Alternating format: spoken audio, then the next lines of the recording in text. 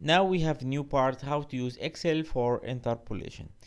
We have a very useful function. It's called forecast linear, and this function is very helpful for linear interpolation and also can be used for extrapolation. So it can be used for both interpolation and extrapolation. Now if you have set of x and y, you can write the script. X, this is your value you want to know, you use it as input, and then put y values and then x values.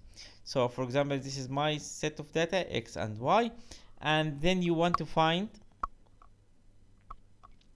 the value of find y at given x, and suppose that the x is 11.8. then the related y will be this value.